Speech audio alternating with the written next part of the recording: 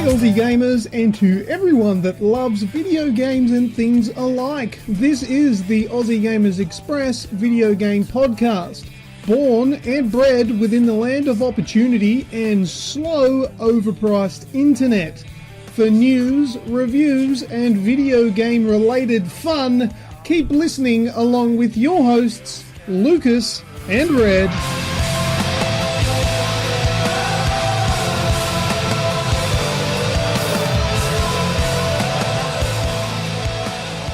This is episode 156, and today is Monday, the 23rd of January 2017. Welcome to the first episode of the Aussie Gamers Express video game podcast for 2017. I am your host, Lucas, and here with me, as always, is my wonderful and great friend, Red. How are you, my friend?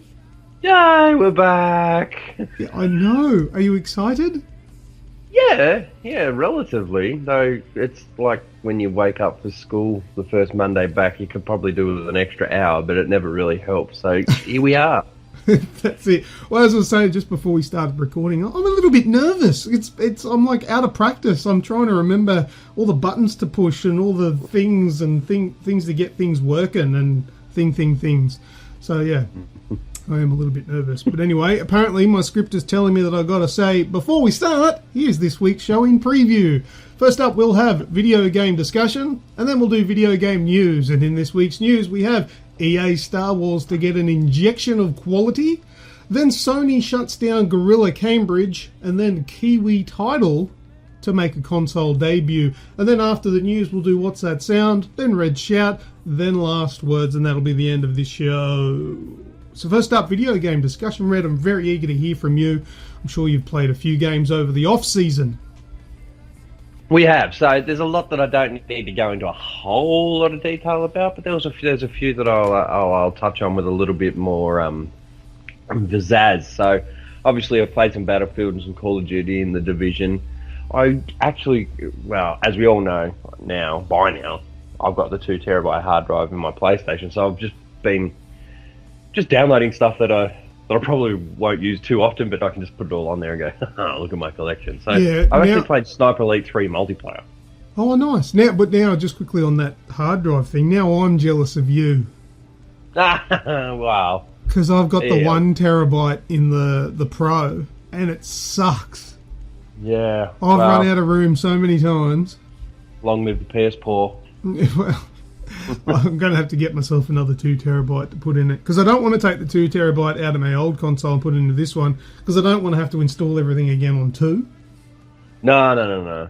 So I'll have to get myself just another 2 terabyte. But anyway, whenever I can afford that. Sorry, keep going. Sniper Elite. You'd think that maybe with the release of the PS4, they'd have like a screen sharing thing that they set up with the Vita, because obviously a lot of people are going to have 2 consoles. And you could just stream from one PlayStation to the other, so you wouldn't have to put another 2 terabyte in. Oh yeah, I see what you mean there. Yeah, that would be okay, but it would never be perfect, I'd imagine. Probably wouldn't be ideal. It's probably why they don't do that sort of thing.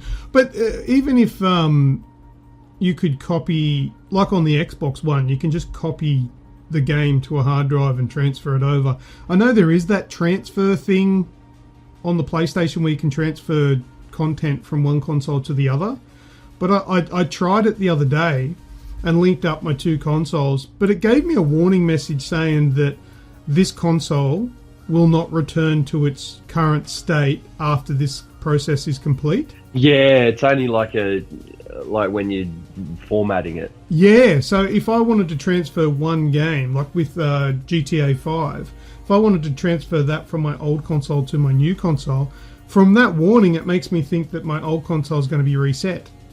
Yeah, because that's basically the only time I've ever heard that function ever being used is when people are upgrading their console. Yeah, but it would be nice for Sony to realise that, hey, yeah, I've bought another console, I've bought your Pro, but I'm keeping my old one. So let me transfer stuff between the 2 of them and keep them in their current state. Yeah, well, that's Microsoft for you. They know how to build computers, and Sony that just know how to make games. Yeah, it's more PC oriented, the Xbox, I guess. Well, it runs Windows 10, doesn't it? Yeah, well. Yeah. Anyway. So I don't know whether the motivation for me downloading all these games that I haven't played for a long time are just to see them on the 4K TV, or just so I can do something different every now and again. I've been very sporadic with the games that I've been playing, where I haven't dedicated a week at a time to one title, which used to be my style.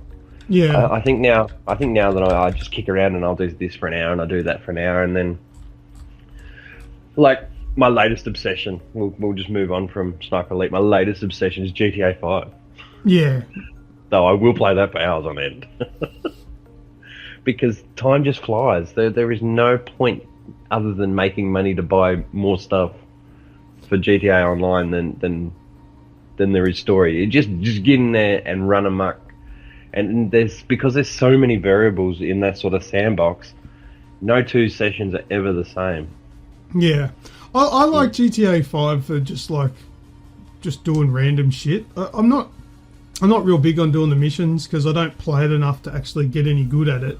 But I like just finding helicopters, flying around, and just taking in how beautiful the game looks, crashing cars, doing jumps, just doing silly stuff rather than like the missions and heists and stuff. Yeah, look, I done the prison break heist for the first time. I think you were there for one of the setup missions, and it's just like, this is not working. Let's go back to blowing shit up randomly. Yeah. We completed that. And that actually took a lot of coordination and a lot of work, and it actually, for 15, 20 minutes, didn't feel like GTA at all. And I think I know exactly how you feel when you say you'd prefer just to run around and be a dick. Because it didn't feel like GTA. It felt stressful. I'm like, Jesus Christ, I never stressed with this game. But the payout, it was worth it. I got like $350,000, which was like 30% of my total earnings. So that was really cool. Like, the payoff was really, really cool. And I get why they add that more serious side to it, because I don't add something new for the game, and they're constantly adding stuff to the game. So I've tried the new races and everything like that, the new adversarial modes. Tell you what, GTA 6 is going to have a lot to live up to. I think even Red Dead Redemption is going to need an online service like this one. Yeah, it might do.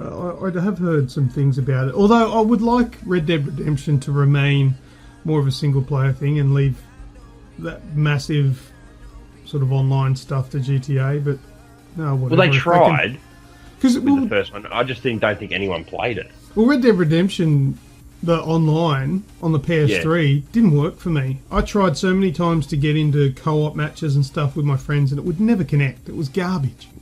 Yeah. I don't know if just the servers were no good considering we're in Australia back then, or our internet speeds back then too. And that as well. I don't know if that was a contributor, but I couldn't get it to work, and so it was essentially broken for me. So that's where that never really took off. I could never connect with friends per se, but I could connect to the game itself. Yeah. But there was just so little to do in between open space that I really didn't spend much time there. Yeah, no, me neither. Didn't make friends or anything like that.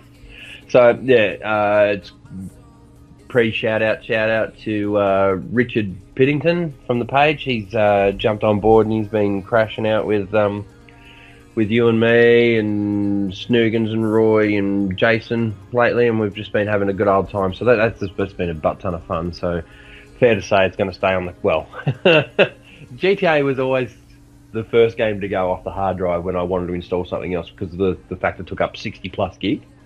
Yeah, it's huge. But fair to say it's going to stay on the hard drive for a little while now, because I've still got a terabyte of space and heaps of games on my PlayStation. Nice. I've bought Ark, Survival Evolved, and not played it yet. Oh, really? My kids have multiple level 75 characters, because we figured out, obviously, as you've taught me and walked me through, the kids can log into my name out on their PlayStation and play my games. Yeah. Use my plus, everything like that. So I wake up in the morning, well, not so much, I wake up in the morning, but when I sit down and play my games and stuff of an afternoon or of an evening, and then all of a sudden it goes, you have been signed out. I'm like, what the fuck? And I walk out, and then there's my son going, "Give me back my T-Rex." I'm like, I've been kicked out. If you make your his console your primary, he won't need to use your account. Yeah, I know. The only I still don't know disadvantage. whether I trust him with that yet. Well, I don't know if there's a. You don't really need a trust issue there. Like, you can still put a password on it so he can't go into your account. The only thing is, the biggest downfalls is your automatic updates will go to his console, not yours. Yeah, no, fuck that. Just a simple fact of that. But also, when he jumps online and doesn't, because at the moment he's got an online account, as you'd know, but he has no plus or connectivity, if you will, because he's got no plus, he's got no multiplayer access. Yeah. So when he's actually playing any multiplayer games, it's through my name. Yep. And you guys, there's a group of yous that'll always accommodate to my young fella. And if he's on, yous will jump in and kind of look after him if I'm not there to do it. Yeah, so there's not any fucking weirdo randos playing with him. Yeah. And he's normally only doing a bit of GTA, which is a slap on the wrist. But he's normally just hanging out with his friend, with my mates, you guys. And I feel a little bit more comfortable with that because obviously I'm an adult. I have chores to do, and I'm not always online. But the way we work it all out is you guys never snub him, and I know he's being looked after. So I think I like that level of control and censorship, if you will. Yeah, fair. So I'm struggling with it. Oh, can I get a PS Live account or a PSN account? Oh, Jesus, I don't know. Stop asking me because I want to say yes, see you. Stop asking me. But yeah, so moving on, I've pushed through about another 45% of Dark Souls 2, so I'm nearly finished that now. Nice. Yeah, it's just as hard as it was back in the day. Looks good on the TV. I'm going to keep saying that for a good little while yet. I still feel very spoilt with the quality of TV I have now. Destiny, reinstalled that 36 gig update. Massive, eh? Yeah, Iron Banner's on at the moment. I haven't even played any of that. I've logged in twice since reinstallation and done a couple of weeklies and dailies and stuff like that. Still a good game. It's still there. I've still got the DLC. I downloaded it with the intent of trying out that the new Rise of Iron, is it? The latest DLC? Yeah. Yeah, I never got around to it and had to delete it because I needed the space. Oh, wow. First world problems. I know, it's not starting to sound like you now with having to delete games and shit. It's really terrible. Well, the fact I think I have the 2 terabyte is why I've been playing little bits and pieces of different games, you know what I mean? Because I don't have to wait the 2 days to reinstall half these games. Yeah, you can keep them on there. Yeah, I know. Because that Destiny is a 2-day install for me. Sniper Elite 3, that was 32 gig. That's a 2-day install. 10 gig update to GTA, you know, that took best part of 6-7 hours. Yeah, well, I mean, we can talk about my fast internet all you like, but if I want to install a game on the PlayStation, it's probably not that much better than you, man. It's really crap. Yeah. It's. I really would like them to fix that and sort it out, but I don't know if it's ever going to happen this generation because it's too slow. Like, I don't know. Sometimes, like randomly, you'll get the full speed, 10 megabytes a second, but most of the time, I'm not getting any better than 1. Wow. Yeah, that's how bad it is. And then on the PC, every single thing I download is full speed. And Xbox? Oh, Xbox is usually averages at about half. So I might get about... Yeah, still 5 times better than PlayStation. Yeah, it's still 50 megabits. You know, I've seen it go up to 80 megabits a second, but it usually sort of settles around 50, which is... I'm happy with that because it's at least using half my bandwidth, whereas the bloody PlayStation doesn't even like using any of it. I'm happy with that. I get about 5. Yeah, well, that's...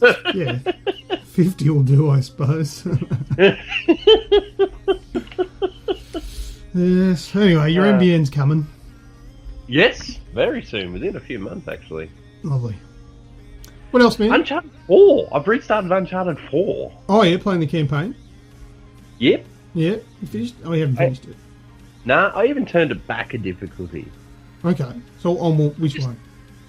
Hey? On which one? Which difficulty? So I'm on normal. On normal. Okay. Yep. Because I think it went, easy, normal, hard, crushing? Yeah. Yeah, so I played, the first time I played half the game on hard. And I spent more time re-listening to cutscenes than I did progressing sometimes. Yeah, it's frustrating, isn't it? Well, it can be. But the fact that I just wanted to take it in. So I've just put it on normal, and I've probably died 3 or 4 times in that Scotland area where you got to go and find the grave and everything like that. Yeah, so I died a couple of times there. But other than that, I've been progressing pretty well. I'm really enjoying how good it looks. Yeah. I keep saying this, and it's because I'm spoiled, not because I'm... No, but it is nice, though. I agree. I've got the 4K I'm not TV. trying to rub it in. Yeah. No, I've got the 4K TV, and it is something to talk about. It's actually quite nice. Makes a big difference. Yeah. So, just been enjoying that again. Loving it. It's a good game. Quality game. I haven't even played any multi... Wow, I lie. I tried a couple of games of multiplayer. I haven't tried the Survival yet, though. Survival's good. We did plan to hook up, but I probably left the bride standing at the altar. That's all right. Again. Another big one that I've been playing, since we haven't been on the podcast since I've been playing it, is Don Bradman 17. No, yeah, that's right. You got that for Chrissy? The new cricket game. Well, we used to bang on about how much I paid for the Don Bradman 14 and how much I loved it. 17 is so much better. I think I've told you a few details and everything like that. But as there's a lot of people out there that probably know, I'm Tasmanian, but I come from a town called Burnie, which is in the northwest of Tasmania. And we got a little island, it's a little state, this is a little town. You can't even call it the city, there's not enough people here. But playing Don Bradman cricket, when I created my person, I actually played the first 2 years of my career for the Burnie Cricket Club. So you didn't have to make that? That was in the game? Nah, it was in the game. Okay, yeah, that's good. There was... Because we've got down here, say, for argument's sake, 3 major cricket organisations, NWC, all those, and same as like the football, there's 3 or 4 major ones, and you've got all your country leagues. Mm-hmm. Instead of having the 3 different... which is really understandable... the 3 different major leagues for Tasmania, it just kind of put them all into one. So you had your Hobart, you had Launceston, you had Devonport, and you had Burnie Cricket Club, and they've just kind of taken all the major places in the state and just put them all in one cricket competition. Yeah, that's fantastic. That level of integration is fantastic because I know you can play club cricket in New South Wales, Queensland, like every state in Australia. You've got them. They cover the UK, they cover India. So there's a lot of work just put into just something which really, because it's only the first 10, 12, 15, maybe 20, if you're not that good, games of your career, and then you never see it again. So for that level of, what am I going to say, the quality, the level of quality and the concentration that they put in just to a small amount, it really set the tone for the rest of the game. And it is so much better. The upgrading of your character in Don Bradman, or your upgrading of your player, is now RPG style. Yeah. You put points where you want them. You want to be better on the front foot. You want to be better when you're aggressive. You want to be a better bowler, a better fielder. We've got, I think it's 16, no, it could be more actually, 24 different places you can put experience points. Okay. So that is really, really fun. Online connectivity is good when you have the same teams, and by that I mean quickly, you can, as with the other one, it's not licensed, right? So you don't have the right team, the right names and everything, the right stats, but they've got the get best function where you go in and get the community created. Yeah. So if I went in and I got the Australian team today, and then tomorrow it got a little bit tweaked by the creator, and you went in and got the Australian team, and then we tried to connect for a game. Oh, yeah. It'd crash. Oh, really? Yeah. So you've both got to, if you want to play co-op as the Australian team, and I'm the host, you've got to have the same team as me. Right, so just use do a quick download? Yeah, just do a quick download. And every time now, we figured it out, because it was happening a fair bit, but we figured out what was going on. So every time before we play a co-op game, we just go to get best. Yeah, just update it every time. Click the button and update the thing. And it's a matter of kilobytes. So yeah, that's good. It takes 10-15 seconds. So it's not a massive pain in the ass. But it's pretty cool too, because some of the community created stuff was really spot on. And they'll go in, they'll tweak players' stats for the way they've played for the last game, you know what I mean? And people get right into it. So it's no harm. Every time I have any intentions of multiplayer action on that game, I'll log in, go straight to get best, hit it, away I'll go. Yeah, okay, that sounds good. So yeah, I really enjoyed John Bradman cricket. It was $100 again. One thing I must say is, Roy will be listening. Thank you for my Christmas present. That was sick. Oh, played lots of it, and I got a big fucking fuck off red beard too. It's wicked. Second last but not least, I have restarted in the last 3 days because I've been a little bit down and out. I've had a whooping cough booster and tetanus shot, and I think because I've got a little bit of a screwy immune system, it's actually tried to give me whooping cough. Well, essentially that's what those things are, aren't they? Don't they give it to you? Like it's like... Yes. Yeah. Yes, right. And because there was a couple of comments made on my last recap video how I look really pale and I need to go get the sun. It's like, no, I'm struggling through to put on a brave face for all you motherfuckers. Oh, geez, that's horrible advice to give a redhead. Go and get some sun. Yeah. What are they trying to kill you? Yeah, fucking think about it. Before the show, I was out there making a coffee for me and my wife and I, and she's down trimming some trees along the garden line. And I'm standing there. Is that in your window, or was she actually in the garden? No, she's out there in the garden trimming real trees. Trimming the hedges in a garden. Well, I would not be that lucky. Anyway, she's down there and she's got the tarp out there collecting the crap so we can move it from one place to another with a little bit more ease. And she goes, I was hoping you could come down and help me move the rubbish that I'm collecting a little bit later. And I went, what'd you say? You're moving the rubbish later?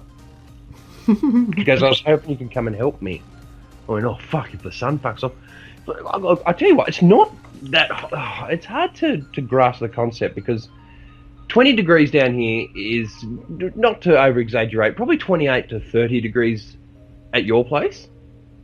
Oh, just because it's a real dry heat. Yeah, we don't have the humidity you guys have got. Yeah, but humidity doesn't make it more bearable. Of course it does. What? Yes. It's 18 degrees here at the moment. Yeah, what is it here? It's probably 30. Yeah, probably 30. I'll tell you in a second. But it's just the sun just bites that hard, that fast here. It's so dry. I burn within 12 minutes of being exposed to it.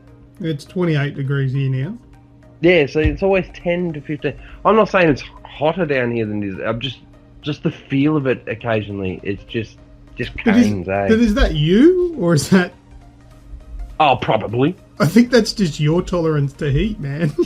I don't know. We had a couple of hot days here a couple of weeks ago. No, you've had a couple of hot weeks. And bushfires and shit like that. That was all not cool.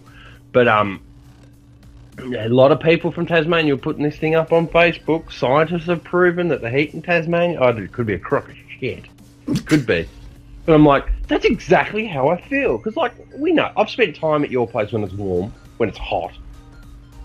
And stuff like that. But I guess I probably acclimatise because I'm always up at my mum's house before I come down to your place. You've spent time in Sydney in spring, dude. I lived in Queensland for 10 years, bro.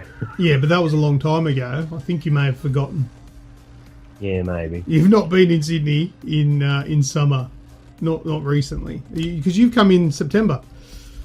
Which is springtime, and that's probably that's a beautiful time of year. That's lovely when you get 22 to 25 degree days with cool breeze. Beautiful. What the fuck is this? The Aussie Gamers Express fucking weather channel? What? Let's move on. Do you want the moral of the story? Yeah, go ahead. I'm not moving the fucking rubbish.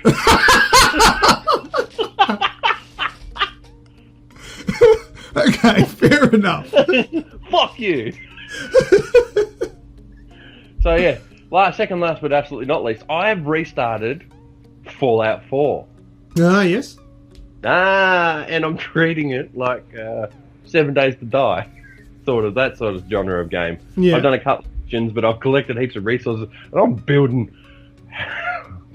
big fucking castles. Very good. Minecraft.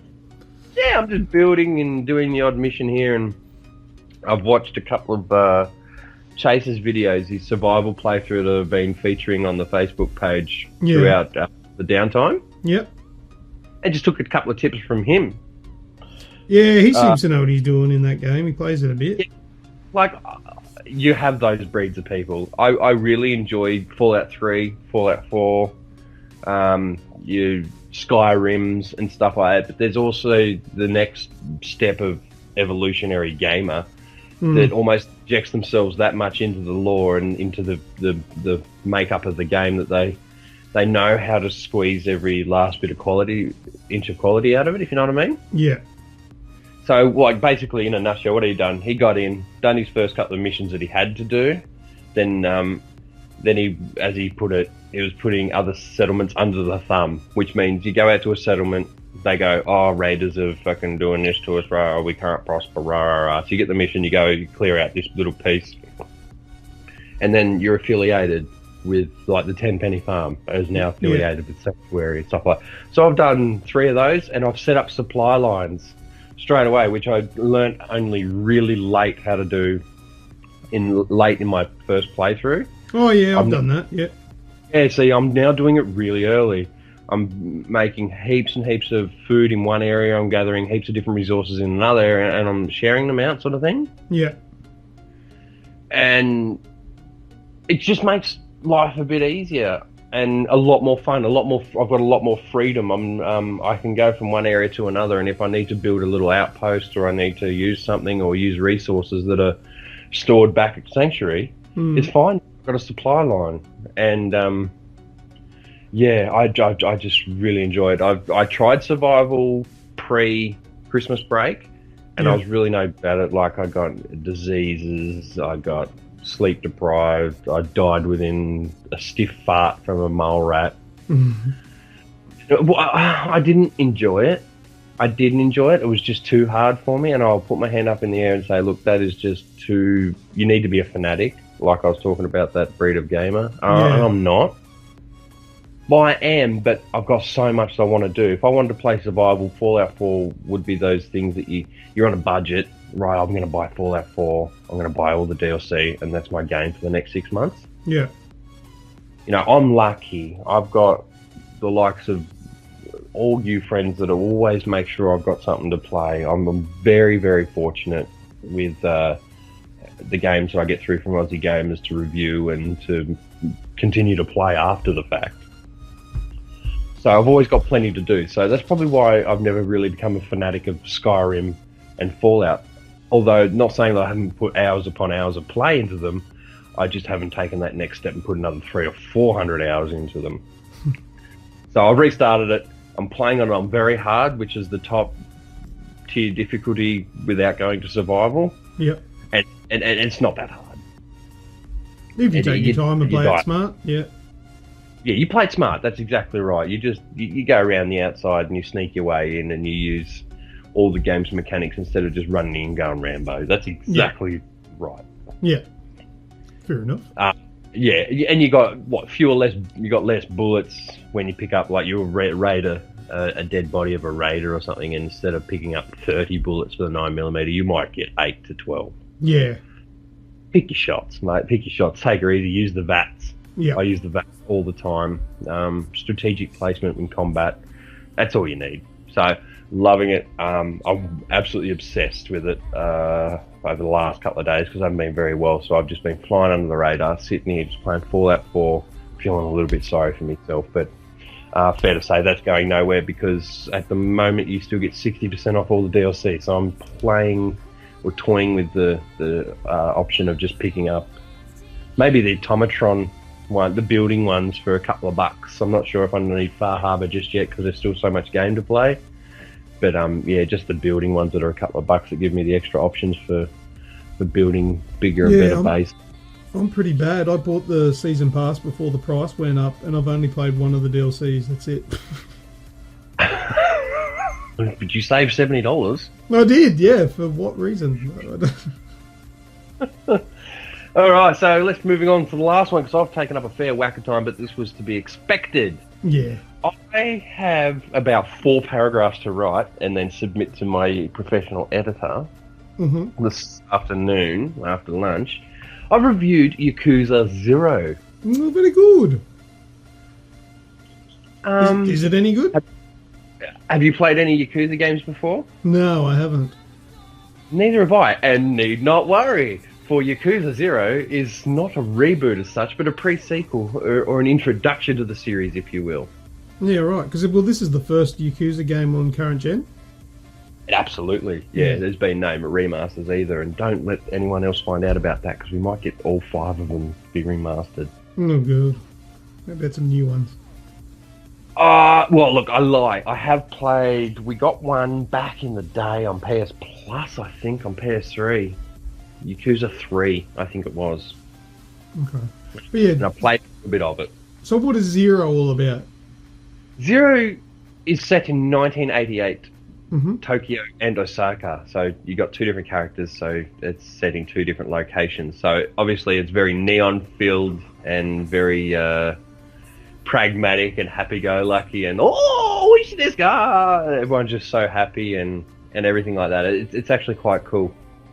There is, first and foremost, and not to derive from any other aspect of the game, this needs to be said and said 100 times.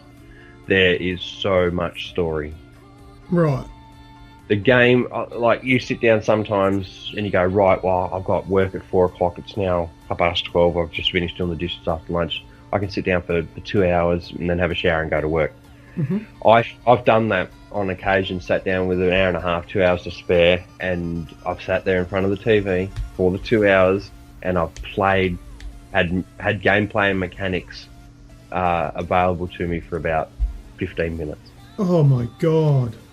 Was it like minutes. dialogue and cutscene? Yeah. Oh. It is not shy from taking control away from the player for 45 minutes to, I think the longest I sat through, I make that sound quite negative. The longest I sat there with a controller in my hand and not used it was probably about an hour and 5 minutes. Shit! But is it good? Like, are you enjoying what you're seeing in the cutscenes? I'll digress a little. There's 3 different delivery methods of cutscene. Yeah. One is high fidelity, high graphical content, mouth moves, and there's voice acting. Right. Another one, which is normally between chapters, where there's like filler required between the 27th and the 31st, if you know what I mean. They need to give you a backstory to what you're about to do. Yeah. That's kind of like a comic, but with subtle movements, like the eyebrows will raise or he'll smirk on his face. Yep, I know that type. But there's still voice acting. Yep. And then there's a third delivery method, which is more towards side quests, not so important dialogue within main missions, and sometimes general interaction with people that'll just pull you up on the street, which is just like all the voice actor will say is, "Hey, listen," you know, sort of thing. And then just like Navi, you go, "Hey, listen," but then all the writing will come up along the bottom of the screen. Okay. So it's broken down into those 3 sections. Sometimes, as for this time that I was sitting there for an hour, sometimes you can get them all in one hit. Oh, wow. You know, you'll get no dialogue, you'll get all reading, because it's, as I need to mention, it's all in Japanese, and you get English subtitles. Yeah. There's no dubbing. A game like this needs that. I've reviewed plenty of games in the past from Bandai, predominantly, with no English dubbing, but just English subtitles. And I believe that adds that level of authenticity to these sorts of games. So I am by no stretch of the imagination knocking the fact that there's no dubbing. It needs to retain its traditional values. And like I understand, like, because there's a lot of enthusiasm put into that and the way that the Japanese word is announced. But for me, that's a no-go. No-go? No, I wouldn't play that. Okay, that's fair. Look, I studied Japanese for 4 years. I've spent almost 6 months living there. I have a small level of appreciation for it, which probably makes it a little bit more bearable for me. I can absolutely understand where you're coming from. Like, I got a headache one night from reading so much. It's like, this is why I play video games and not read Tom Clancy novels, you know? Yeah. But that was just at the end of a session. You got to be right into it. It is a cult series. It really is. It's hard to say it's mainstream because it's not. It's not Call of Duty, you know. It's not Assassin's Creed. Yeah. It's a cult series, and there's so many people that wet themselves over the prospect of when this was coming out. Oh, I'm so excited for Yakuza, I can't wait. And I can absolutely see how you can get lost in it.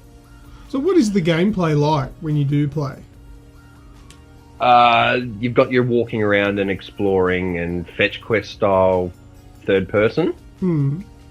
But there is the main mechanic, obviously, is hand-to-hand combat. Right. And it is fucking brutal. And it looks good?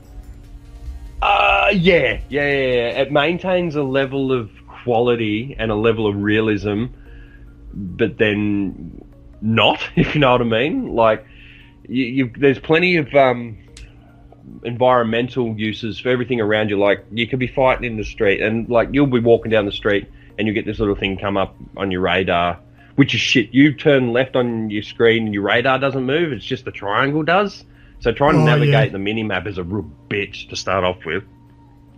But you'll have people come toward you. You'll see like the cone of vision. Yeah.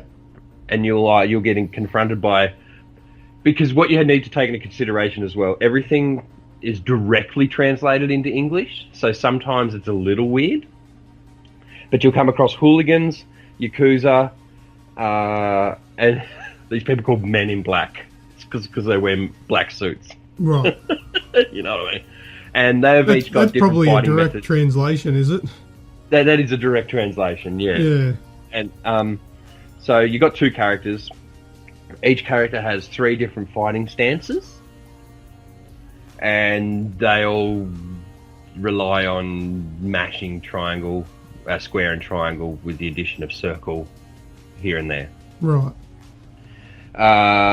But you can use your environment, and like you can be doing whirly gigs, and you can pick up a motorbike and flick it and hit 100 people. Oh, not 100 people, but you can hit 3 or 4 people at once, which is not quite real. But then when you've got your heat gauge filled up, and you go up to them and you grab them with circle and take them over to a car, and you bash their head against the window, open the car door, put their head in there, and then kick the car door shut. That looks extremely real and brutal.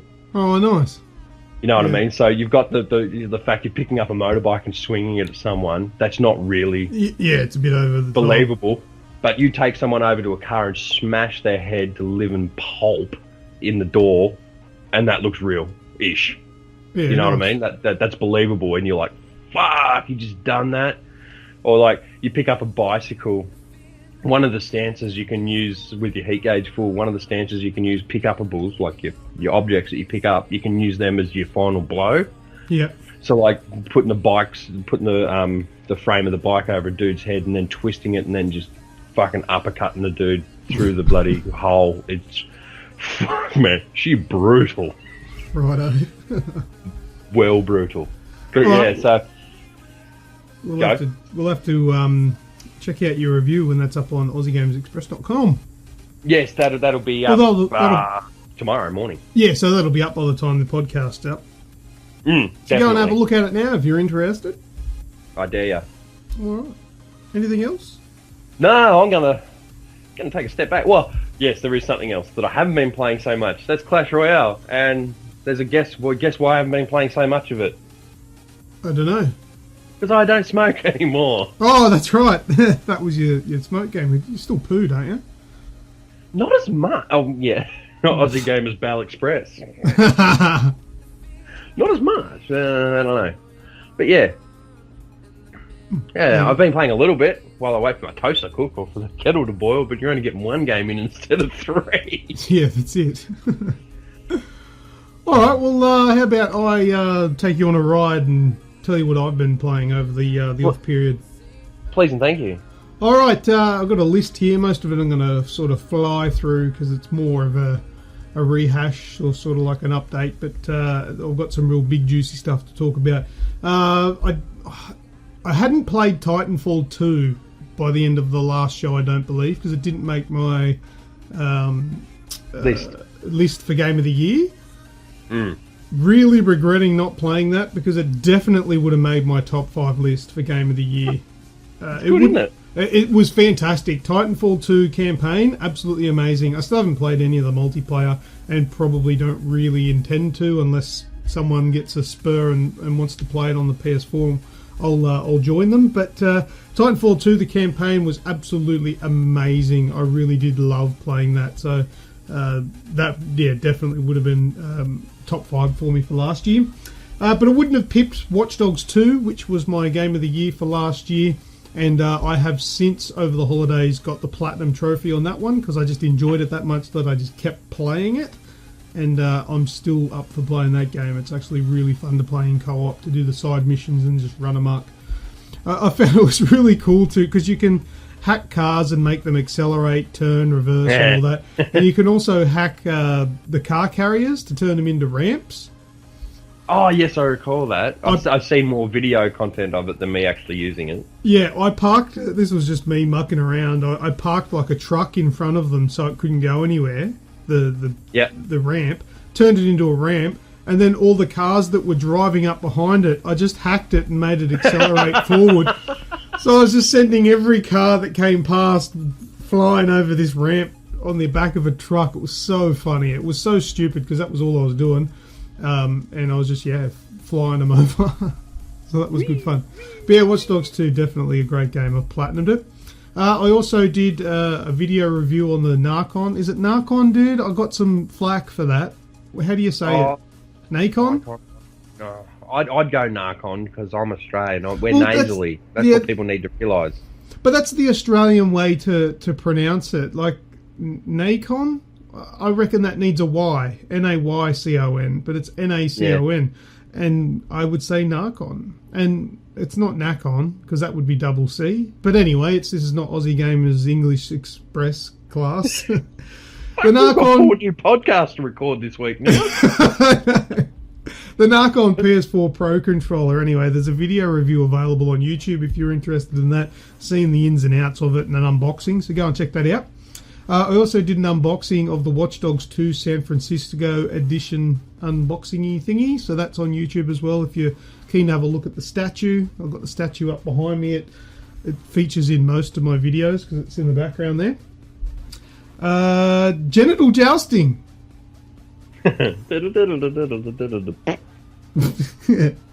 There's not much I want to say about Genital Jousting except for you play as a doodle and you fuck other doodles.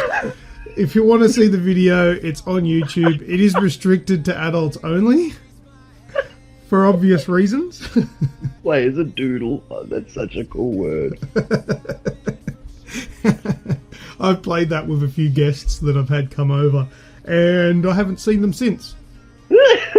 Brilliant foreplay method there, man. Get everyone in the mood.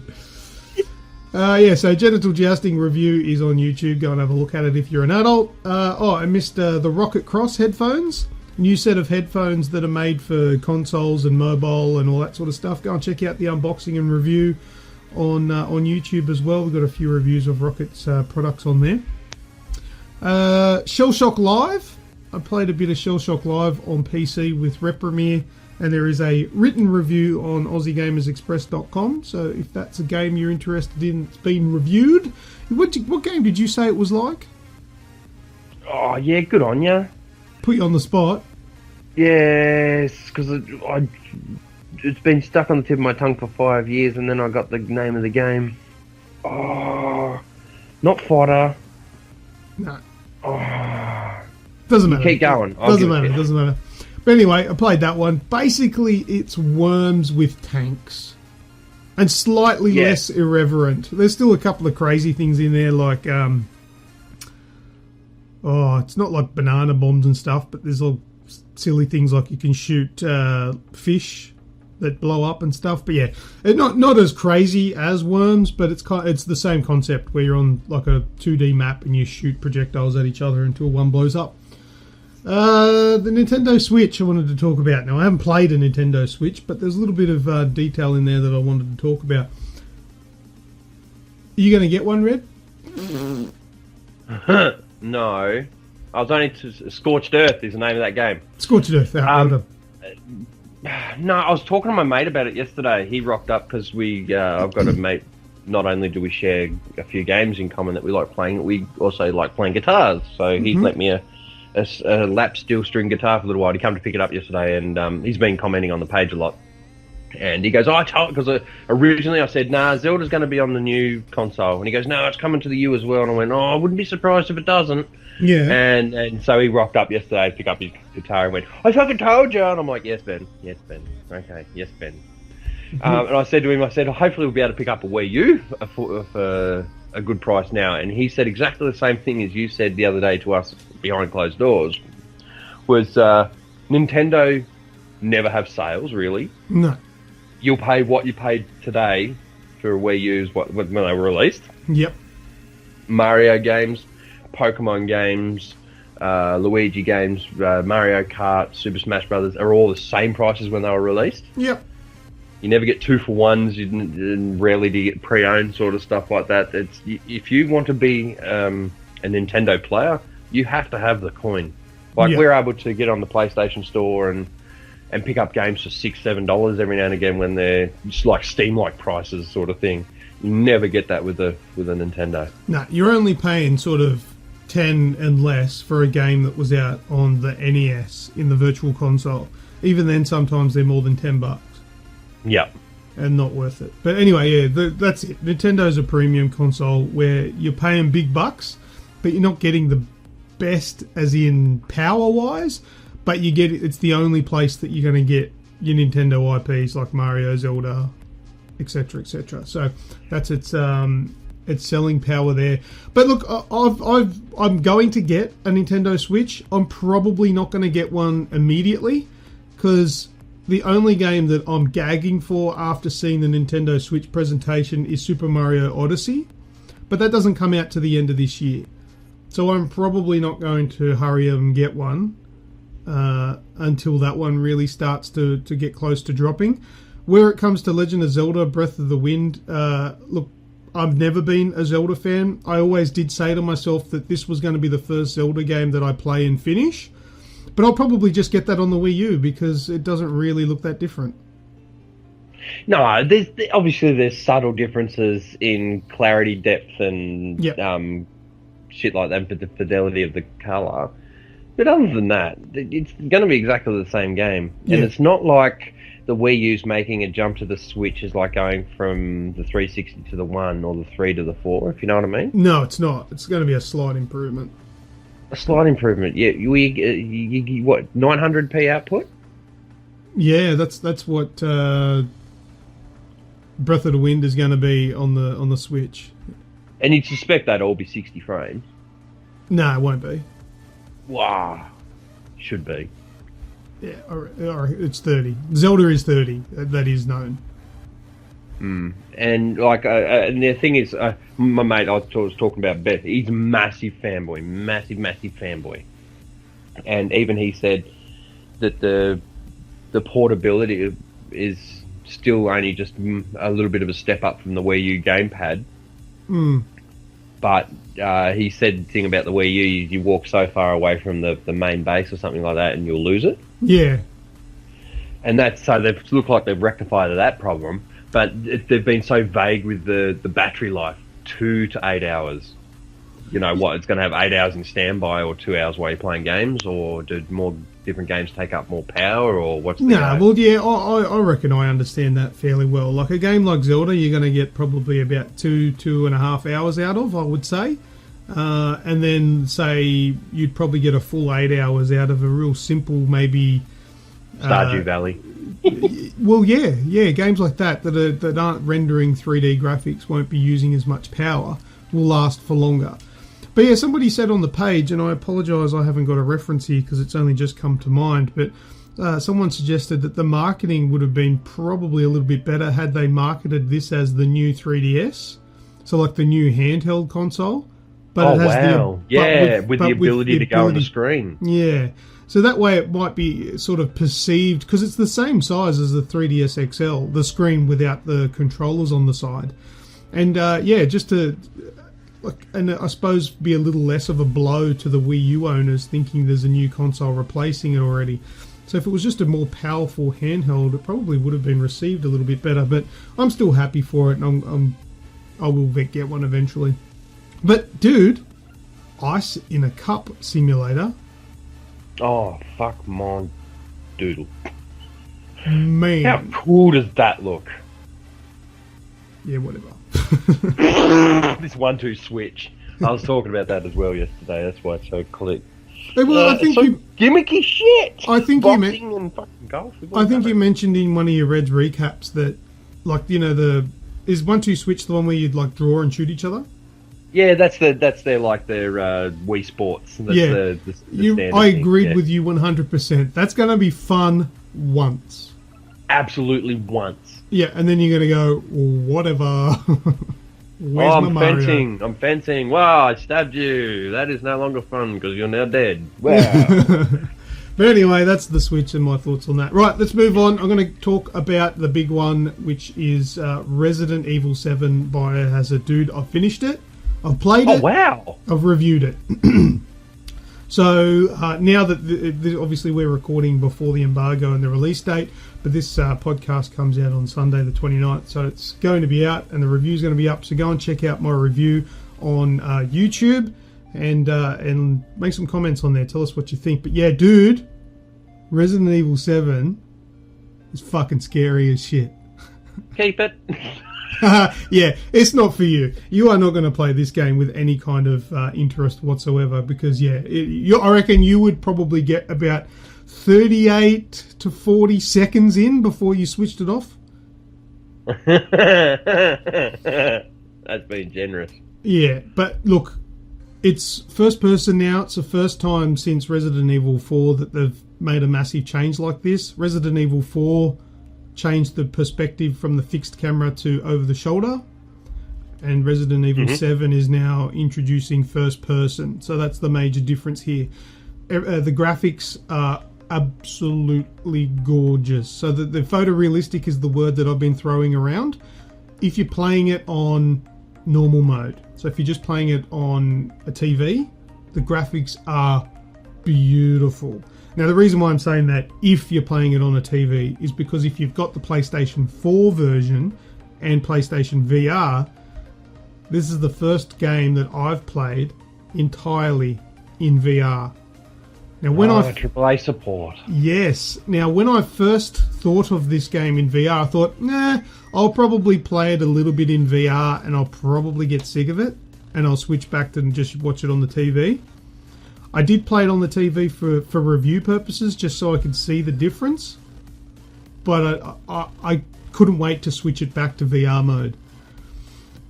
The graphics are severely reduced with VR, but everything. That was going to be my first question. Yeah, it does. It doesn't look as good through the VR headset, but everything that you lose, you make up for in immersion. You feel like you're in the room. But there's something there's obviously a few things in my review that hit the cutting room floor just to keep it sort of a reasonable length. It's already 20 minutes. But the thing that I didn't mention in the review was that, like with Resident Evil games and first person games, I rely a lot on the maps because I just never can get a feel of where I am, right? And it's hard to remember how to go back to a place that I was before. Mm-hmm. When you play it in VR, because you actually feel like you're moving around in a real building, it's a lot easier to get the floor layout. Like if you come to my house, right, and you go, where's your toilet? I go, right, it's down the hall to the right. There's the toilet, right? The next time you want to go to the toilet, you don't need to look at a map or ask me again. You've been there. Get the pit boy up and set a waypoint to the pisser. Yeah, that's it. You know where it is. You don't need a waypoint. You don't need a map. You just go there. When playing it in VR, it's how it feels, man, because it actually feels like I was in that house. So when I would walk through down corridors and turn left, it actually felt like I was walking down that bloody hallway and turning left. So when I needed to backtrack, I didn't need the map. I just went there because I knew where it was, because I had a feel of my surroundings rather than just a 2D screen that I was playing on. I was in that house. Yeah, fair, cool. So that was one of the things that really did stick out there that I've absolutely loved with VR. It just immersed me like I was there. That was amazing. And then obviously, because it felt so real, all of the scares were intensified. And, oh, dude, the scares. Do you want to hear a bit of audio? Go. Have a listen. Oh. Off. What happened?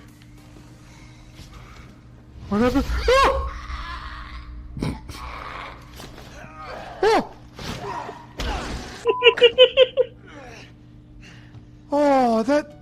Oh, that's the crazy bitch. No! Oh! R2 to resist. Oh!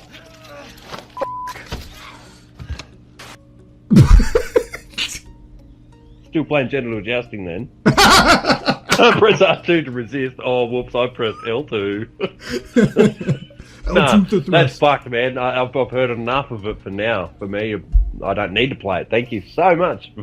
Oh, there was one. There's more audio of those kind of moments in the review, and there was actually one moment where it was getting quite late at night time. My daughter was in bed, and my wife was in the kitchen behind me. And I screamed so loud that my daughter came out to check what was going on, and you can hear them in the background in the recording. Oh, God. So I woke up the household. It was really bad. But yeah, I actually screamed out loud. Now, I haven't... Like, I get frights in games when I'm playing it, like, on the TV and all that, but I've never really screamed. Except for when I played Resident Evil, like the kitchen demo, and played the Resident Evil 7.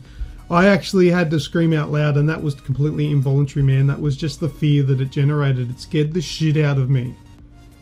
So, Resident Evil 7, they've done their job in making... How long did it go for? I played, and look, I've got to admit, I did play on easy. Because with all the stress... and all that sort of stuff, I really just, I didn't want to replay parts. Yeah, I'm just like, I don't want to replay stuff over and over again, so I'm going to put it on easy, just so it's a little bit easier for me to comprehend and get through without having a heart attack. But on easy, 10 hours. Oh, wow. Yeah, so if you played on normal mode, it's definitely going to be a 14 to 16 hour game. Mind you, I still died. I still died a few times. I think I died around 7 times. So there's still some tricky parts and bits. Mind you, I did die a few times when I was trying to get used to the VR and how it all works. Yeah, very cool. But yeah, after that all settled and I got used to it all, I loved it. And I don't want to play that game. I don't want to play any third-person game like that. Sorry, first-person game like that without VR. Yeah, so good. You just got the true quality of VR. Finally. Yeah, and the aiming was with my head, so I looked where I wanted to shoot. Right, so there was a section in the game where I was standing at sort of a corner of 2 hallways. So if I looked to the left, I saw down one hallway, and I looked to the right, I saw down the other one. And I had a monster coming at me from both ways. I reckon I would have failed that a couple of times had it have not been for the head tracking. Because I was able to turn over to one, put a shot into his head with relative ease because I'm looking rather than moving my thumbsticks, stagger him, then quickly look over at the other guy and put a couple of shots into him and look back. But it was real easy to snap backwards and forwards by moving your head rather than having to adjust the stick. So it was a lot faster and intuitive for aiming and gunfire. So that was really good. And yeah, I absolutely loved the game. There's absolutely no secret there. I think it is the best Resident Evil game that I've played to date. And I've not played all of them. That I've got to be fair there. I've only really played a little bit of 4, a fair bit of 1, and Revelations 1 and 2, which are sort of side offshoot spin-off games. But that's definitely the scariest one that I've played. Definitely one of the best stories that I've encountered. Even outside of the Resident Evil world, it is a fantastic, probably the best horror story that I've ever experienced. Like, it's actually a good story too. So I'm not spoiling anything. The review that I've got on YouTube doesn't spoil anything either. And I've tried to cut. There's only a little bit of, like, I think there was only one jump scare that I showed in the review, but I've cut it so you can't really work out where in the game it happens, because I don't want to spoil it. Professionalism there. Yeah, I don't want to spoil it for anyone, and I don't want anyone to go to a jump scare and expect it to happen because they watched my review. So I've edited it so if you watch my review, you'll still get all of the jump scares. And there are some of the jump scare moments where I've just shown the audio or just played the audio. It's because I don't want to give away what actually is happening visually. I want you guys to experience that for the first time. I know Brendan Brownie Brown wants to watch my review, but he's also very keen on the game. So it's going to be Brendan Brownie Brown safe. It won't ruin anything for anyone. I've not given away any spoilers whatsoever. I've literally talked about my experience. I believe Richard Piddington said, "I can't wait. I'm absolutely moist for this game." Yes, he did. He did say that. And I can say that, yeah, unless you're not true to yourself and aren't really looking forward to it, you're not going to get let down. It's gold. Got any questions about the game, Red? A couple relating to it, absolutely.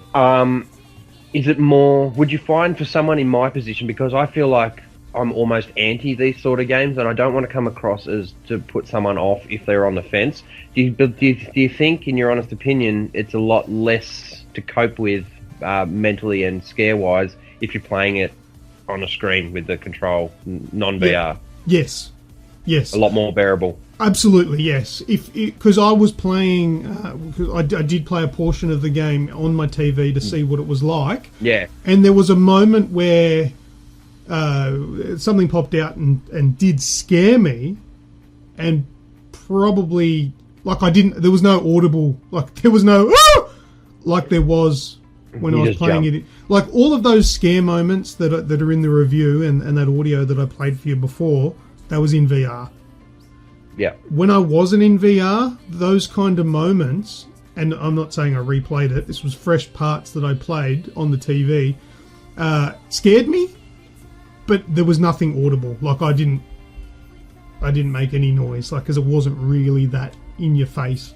So yeah, if you really want to play this game but you're not too keen on, got a bad ticker maybe, or you don't really like big scares, just play it on TV. Don't play the VR. Did you have the imminent danger feeling like you did with Alien Isolation, or did you feel a little bit more in control? So you had like relax periods? There were relax periods, yes. And the reason for that is, and I do cover off this in the review, but the reason for that is you do feel like there are parts in Resident Evil 7 where you do feel a little bit helpless and you will be like, oh my god, Alien Isolation style. But there are parts where you do feel a little bit of control because you do have the ability to fight back. Whereas you can't always win, no matter what you do.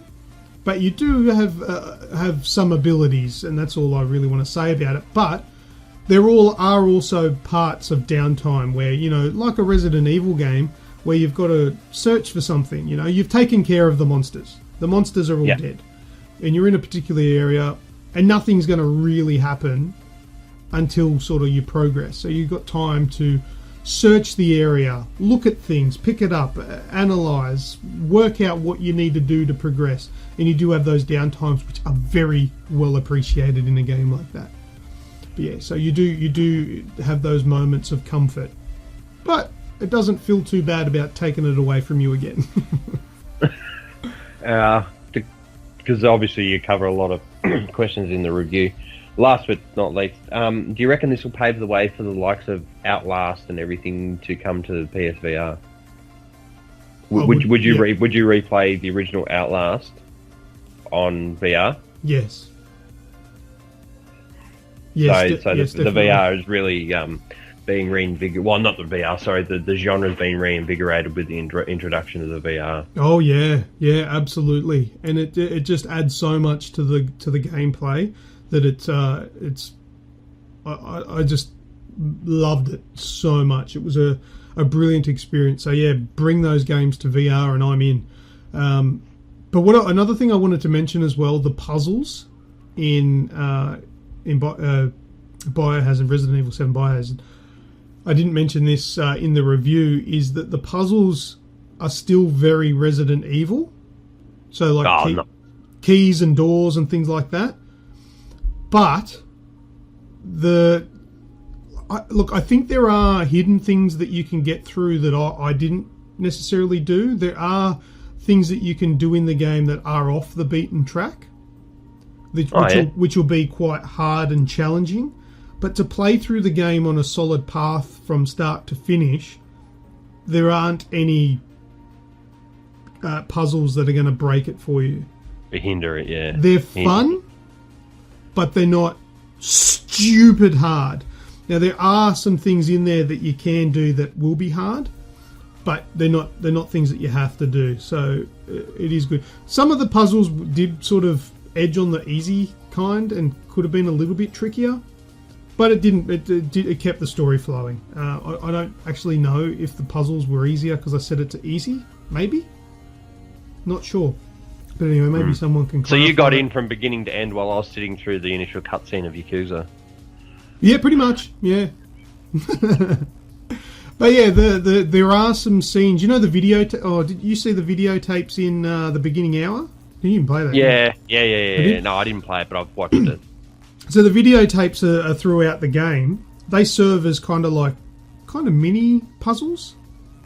Yeah. But also expand the story. They're awesome. If you see a videotape, play it. Trust me, they are awesome. So, there you go.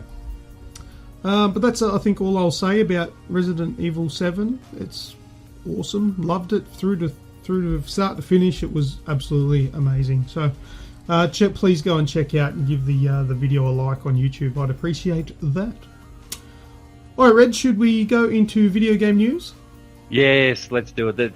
Obviously, the video game discussion is going to be our highlight this week. So we had ours before our dinner. Yeah, abso-freaking-lutely. All right, do some news then.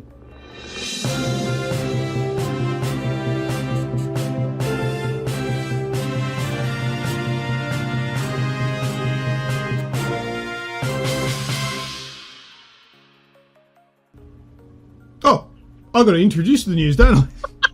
I thought you were doing that because there might be new music or something. No, I'm an idiot. You're fucking the power of editing. I didn't make a mistake. No, I don't cover up all of my mistakes. I'm human. People need to know this. Whatever. No, just back from holidays. Completely forgot that I've got to introduce. Right, Red, tell us about EA Star Wars to get an injection of quality. Okay, so when I say EA and Star Wars, the first thing you go to is Battlefront, correct? Or 2, whatever it's called. Wrong! Obviously, as we do know from E3 last year, that there's new Battlefront, new Star Wars games coming out. Right. And being created here left, right and centre. But EA's Motive Studios has just had an injection of quality to their team, and this one will resonate slightly with you. So the designer of a small-known game called Portal, Kim Swift, she has now she's joined the team at EA's Motive Studios to contribute to an unnamed Star Wars game that is going to be released in 2018. Nice. So she's been behind things, obviously, Portal being the main one, but she was also included in other games, including Left 4 Dead, Quantum Conundrum, and Soul Fjord, which I've not heard of the last one. The other two I have. I tell you what I would like. Mm-hmm. I've got a couple of things that pop into my mind. I'd like a not Force Awakens. What's it called? Force Unleashed 3? Oh, yeah, third-person ARPG. That would be nice. Also, Yeah. I'd like... Hey, bro. Hey?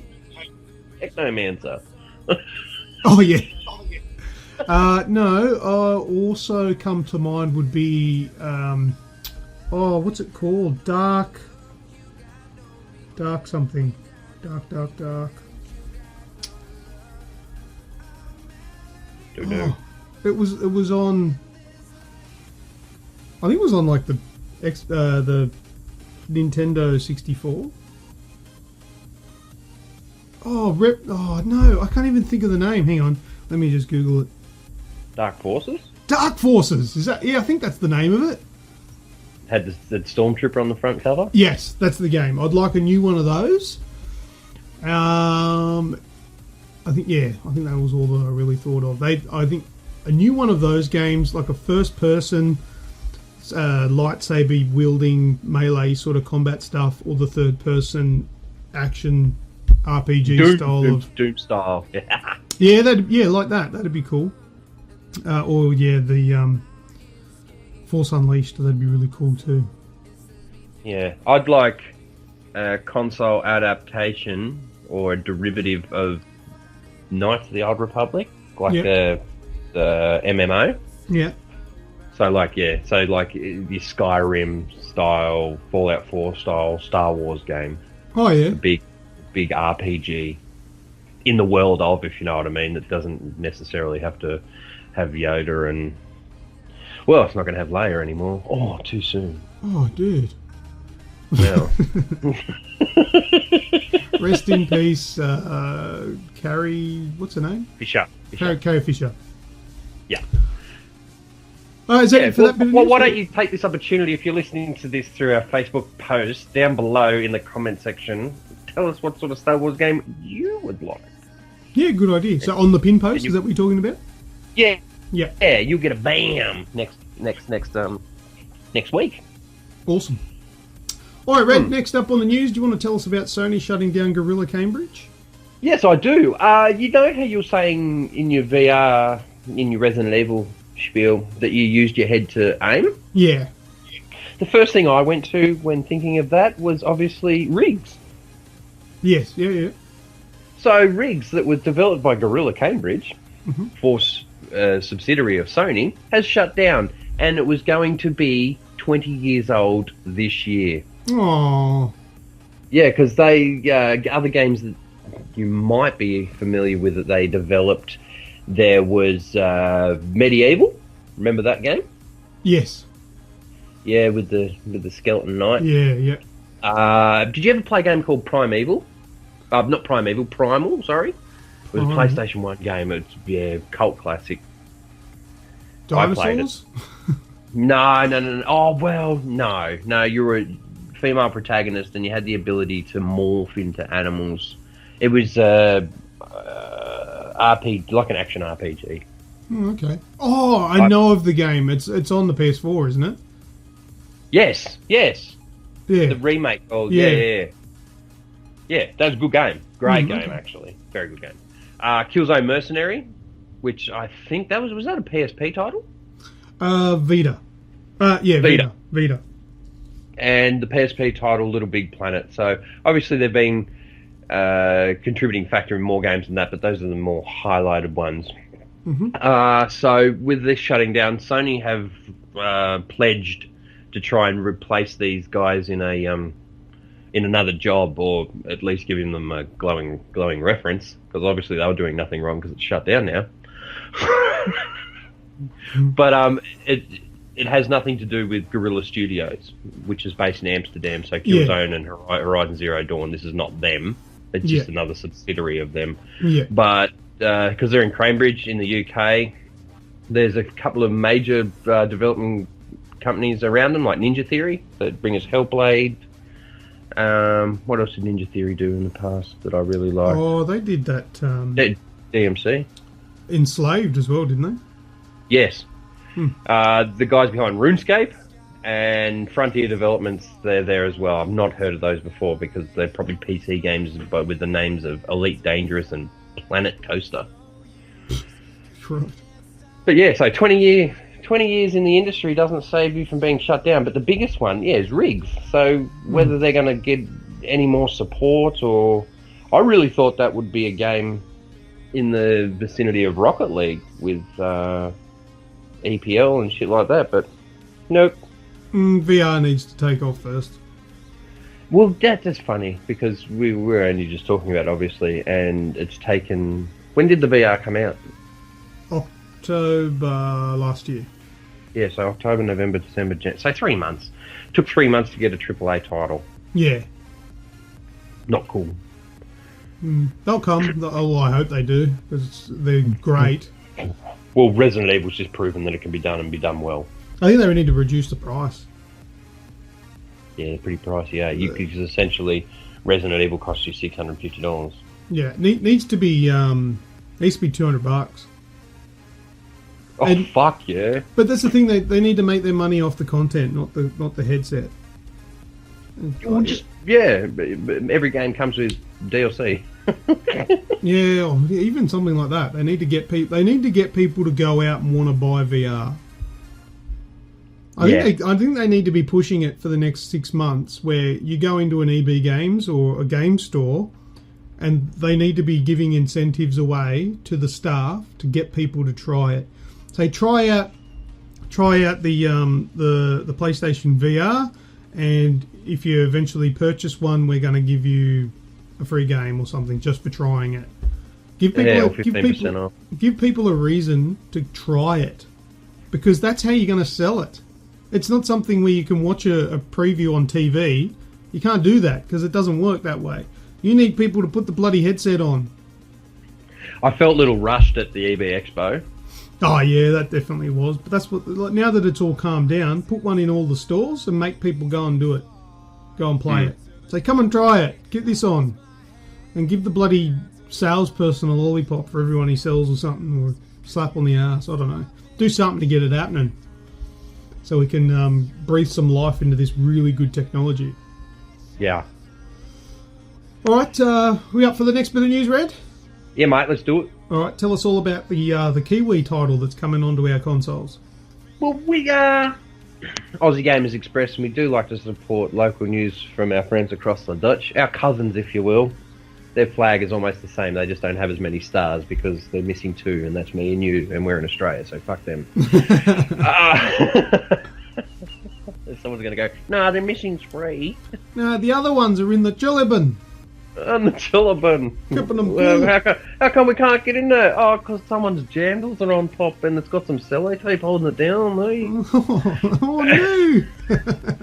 Anyway, so Grinding Gears is a developer based in New Zealand, and they have an action RPG game called Path of Exile, which is only available on PC. Yeah, I talked about that on... that was one of my free games that I was doing back in a different segment on the show. Yep.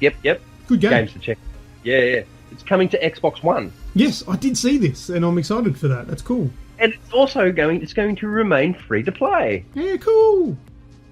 So, if you go back 30 odd episodes in here, look.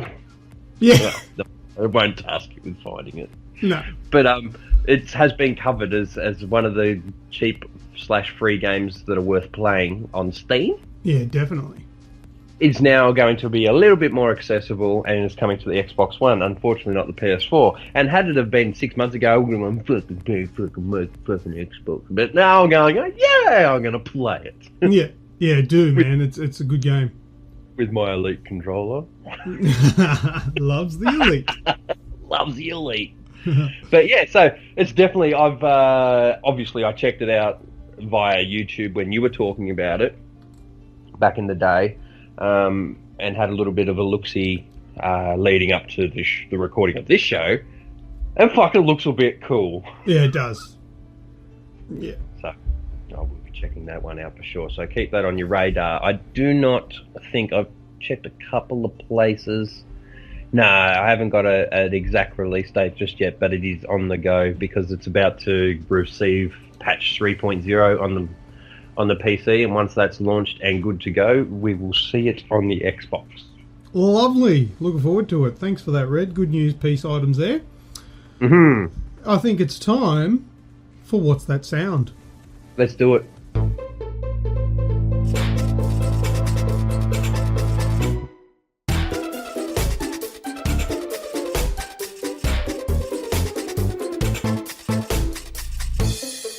I'm so keen just to let's do it, aren't I? I need something new. It doesn't matter, man. Say what you like. What's that sound? This is the first one for this year, so I've officially reset our scores back to 0. So, and this is going to be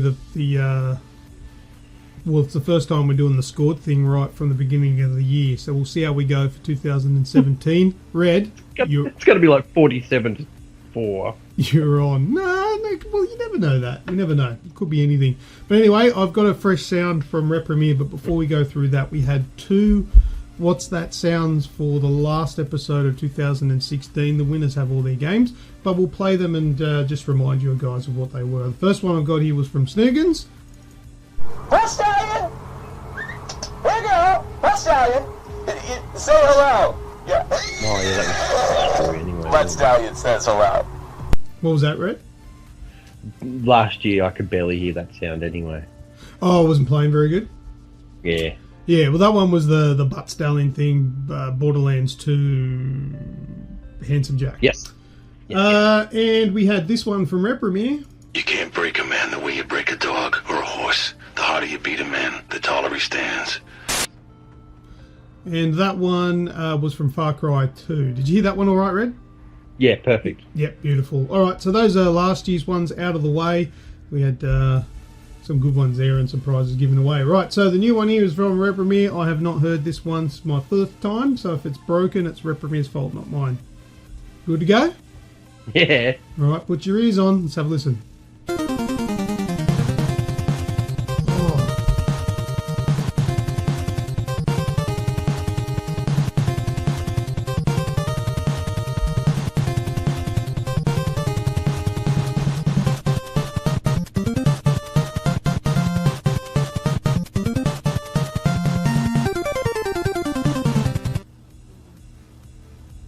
Any idea? Okay. I was jamming out to that. Sounds good. No, I've got a couple of guesses. I say we were allowed 2 guesses each this week. Mm-hmm. I'm going to go with or Double Dragon. Oh. Actually, I better tell you the name of the file is Jungle. I wonder if that's too much of a hint. Could it be Jungle Strike? Or is it a jungle level? But it could be a jungle level. Well, it's not Double Dragon with the name Jungle. No, there's no jungle levels in Double Dragon, is there? Nah, it's all street. Have a listen again.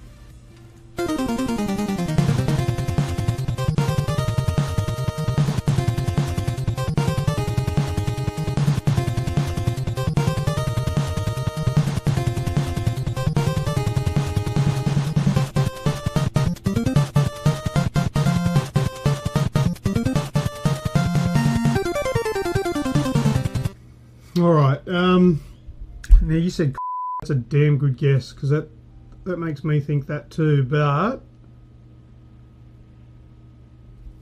far out, I don't know, was there, I'm trying to think of... That jungle wipes a lot of things off the table. Maybe, Metal Slug? No, it's too 8-bitty, too monophonic for Metal Slug, I'm going to say. Doesn't sound like Jungle Strike. Nah, and it sounds Nintendo NES days. I thought, Game Boy game, and I went, nah, it's too... Nah, too clear for that. Too clear, exactly right, yeah. I'm thinking it's a side-scroller, which is why... Yeah, definitely. I think your choice sounds good, but yeah, I'll just have to stick with what I said. Ooh, you might be in this one, start and take the lead. But anyway, if anybody at home thinks they know what this sound is, then please feel free to head over to our Facebook page and send us a private message with the answer. If you're correct, we'll get you a free game for your efforts. But we'll find out in next week's show. Alright, so that's What's That Sound, Red. Good luck. Thank you. You too. And we'll move on to the last segment. Well, second last segment, I should say. Red's Shout.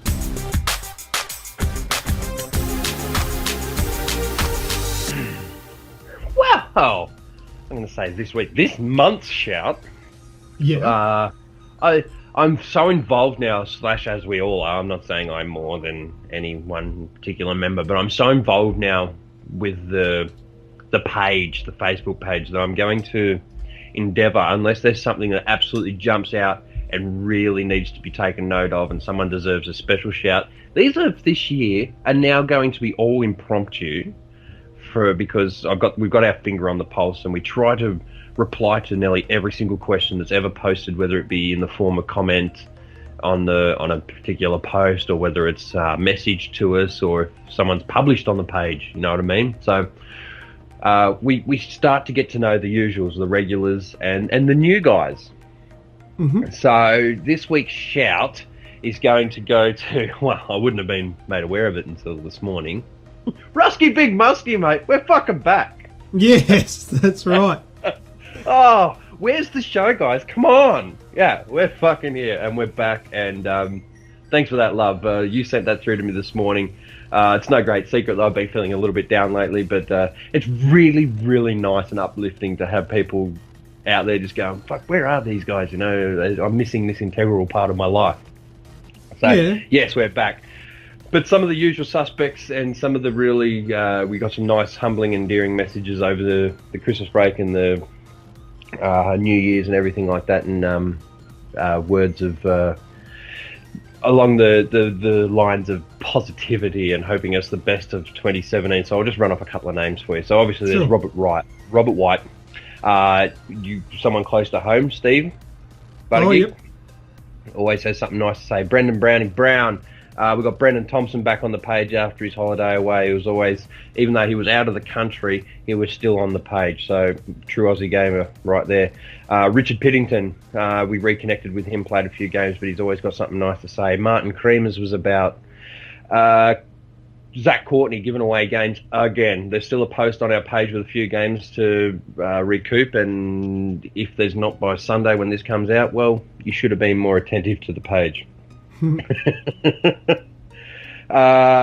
So those guys in particular, and not in particular, as a shout out to everyone obviously, but those guys in particular are always thereabouts.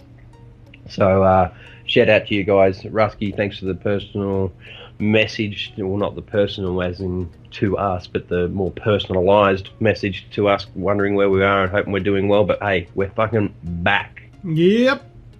Nice to be pined for, I guess, asked about and all that sort of stuff. It's good. But yes, I was going with needed.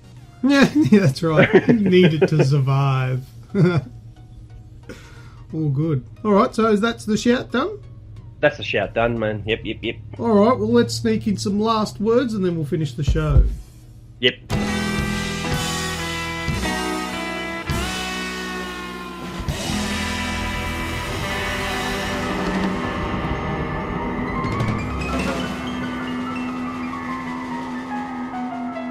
Any last words, Red?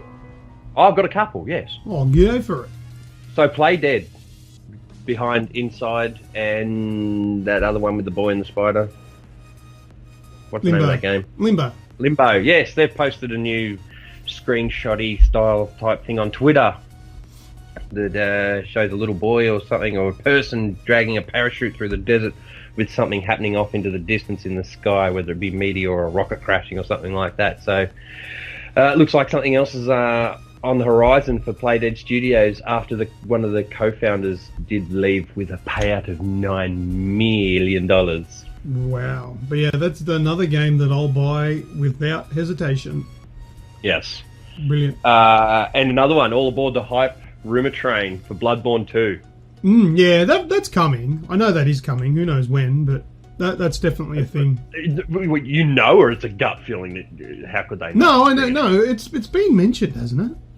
No, there's no confirmation anywhere. Oh well, fucking! You heard it from me first. It's confirmed. I'm telling you, it's real. Oh, fucking hell, let's be. I've been feeding the fuel to the hype train over the last month or so with a few posts here and there, and there was a picture that surfaced on the internet yesterday that I reposted, and people are going, "Oh, that's the wrong date, rah rah." But as you'll notice, it's all in Japanese, so there could be different release dates for different areas, or it could just be fan made. Just give me a sec. I'll make a quick phone call to a mate of mine. I can't put him on loudspeaker though because it'll be a private call. Hang on one sec. Yeah, hello. Hello, is that Shinji? Yeah, Shinji Mikami. Yeah. How you going, man? Yeah. I just finished doing the podcast talking about your Biohazard game. My bad. Resident Evil. Told them all how awesome it was, mate. Can you just ask your mates across the river there what the go is with Bloodborne? Just get back to me. Let me know that it's all good. Just send me a text. All right. Thanks, Mr. Mikami. Bye bye. You said it wasn't on loudspeaker. I got the other end of the conversation. Who you? Who you? Nani? Who you? Oh, Biohazard. Yeah, oishii, daisuke na. Oh, yeah. Who you? Oh, Bloodborne 2. Yeah, confirm. Oh, who you? Yeah, done. Fucking no. Oh, I'm not going to put it on loudspeaker, you fucking liar. I didn't realise you could hear that. Who you? I called his game Bioshock. He's going to have the shits. Rapture? Oh, Bioshock, Biohazard 7, Rapture. I'm telling you, it's happening. It's got to. No. Them widely believe that Dark Souls 3 will be the last Dark Souls. Demon Souls will have to come back, and so will Bloodborne, because we just need... They're pioneers in the genre, if you will. The first true action RPG from the genre would be Demon Souls, and then Dark Souls have just... Right. But yeah, I'll put it down to Bloodborne 2 will be out late this year, early next year. Yep. It's coming. Trust me. I'm going this year without delay. Yeah, I reckon. Any other last words, Red? No. All right, I've got a couple. Super Mario Run's coming to Android in March. Yes, I did read that. Yeah, $15 I won't be spending, sorry. Oh, I'll get the free version. Oh, yeah, definitely give it a go, but, yeah. Don't listen to Red, everyone. $15 is totally worth it if you like Mario. For a Nintendo fan, absolutely. As you said with the Switch, you will be picking the Switch up eventually. Yeah. I like the concept of it all. I'm just waiting for the U to be a little cheaper so it's affordable to put in my office. Fair enough. Speaking of the Switch, the paid subscription games expire. Free games, the games expire at the end of the month. And then they ask you to buy them. Fuck off. I'm not paying for a subscription on the Switch. I just want to play your single-player IPs. You can eat your bloody online subscription for dinner. Oh, let's be honest. The multiplayer fun from a Nintendo system comes from sitting on the same couch, whether it be exactly.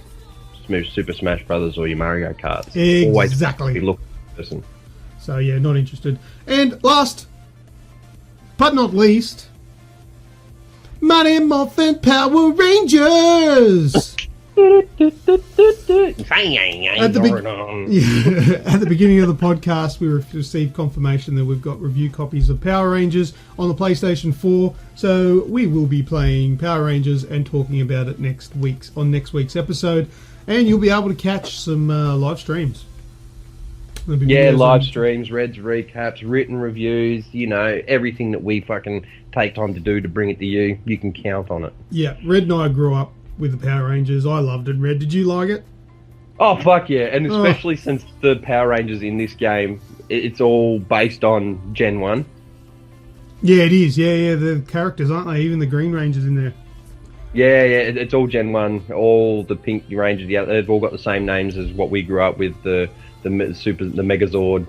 It's all original Power Rangers. That's so, good. Yeah. So I'll actually know what's going on with the characters and stuff. Yeah. And yes, I'm gonna be- Red, yes, you can be the Pink Ranger. Oh, I wanted to be something to do with the Pink Ranger back in the day. I tell you what. Play with the Pink Ranger's Pink Ranger. I always thought the Yellow Ranger was being a bit racist. Oh, how typical was the Power Rangers back in the day? You had your Asian, your jock, your nerd, your cheerleader. The Black Ranger was black? Yeah. How come the Red Ranger wasn't like... The Asian was yellow. Yeah, that's what I mean. It was racist. The Asian was yellow. The Red Ranger should have been a Native American, but I don't think he was. The Black Ranger was black. The Green Ranger had an infection in his toe. I don't know. Yeah, I don't know if that stuff was done on purpose, but it was there. But yeah, so we're Power playing Rangers, it. are you looking forward to the new movie? Yes, it looks awesome. How fucking chronic does that thing look? That's going to be tough. It's going to be looks violent. pretty good. I hope it's good. It looks good. It looks the goods. They put a lot of effort into the Power Ranger suits. They look mad. Yeah. What was I going to say? While we're talking about movies, something that didn't make the cut from the news. The Division has a director. Oh yeah, the 30-minute thing. No, That's Wildlands. My bad. Sorry. Yeah. An Academy Award winner, Stephen Gahan, is on to direct and write the silver screen adaptation for The Division. That has potential to be a good movie. But you know what I think? I think that movie needs nobodies. Oh yeah, duh. I don't want big names in that movie because I don't want that to be the focus. I would like it to be really good actors that aren't well known. Yeah, I'm down with that. I'm absolutely down with that because, as you said, Fassbender put a big mar on the Assassin's Creed movie, and then you had another Ubisoft movie back in the day was Prince of Persia with Jake Gyllenhaal. Yeah. Yeah, so it needs to be nobodies, and as you said, but just spend the budget on the movie. But don't make the movie for mass release. Make the movie for the fans. Make the movie that the fans want to watch. Yeah, don't make the WoW mistake. But that won't happen. The only thing I will say about the Stephen Gahan or Gahan, Gaghan, however you want to say it. Gagging. Gagging. He's gagging to direct it. The last time he had anything to do with video games was he was a writer on Call of Duty Ghost. I liked Ghost Story. Of course you did, because you're the only one in the world to play it. Yeah, me and my imaginary friends. I actually liked it. But anyway, all right, let's wrap it up, Red. Yep. Unless you've got anything else super important to squeeze out. That's about more important than what you've had to say so far. Anyway, fuck you, man. Hey, Red, what do we do at the end of the show? I can't remember. Do we do anything? And I've been Lucas. Oh, that's. You have me too. Damn. And I've been Red like a newspaper. like a penguin in the sun. because it's 19 degrees here, so it may as well be 40 where you are. To stop your whinging. It's going to be 38 today. I hate this stupid weather. I'm actually really hot again in here. I need to get out of this room and cool off with a nice cold beverage called water. You believe it? I've been doing my 2 litres a day. Oh, good boy. All right. Aussie Gamers Express, drinking water is the safest thing to do. Podcast. There's our 6th podcast of the week. See you all next week. See ya. Bam. That's it. We are finished for another week. We are packing up our bat and ball and we're going home. If you're keen for more content before the next show, then head over to the Aussie Gamers Express Facebook page and give us a like, and check out our website at www.aussiegamersexpress.com. We are also on Twitter, YouTube, Instagram, and every other social network that you can think of, except that weird one that no one uses. You know the one. This podcast is also available on iTunes, Stitcher, and TuneIn Radio. See you all next time on the Aussie Gamers Express Video Game Podcast.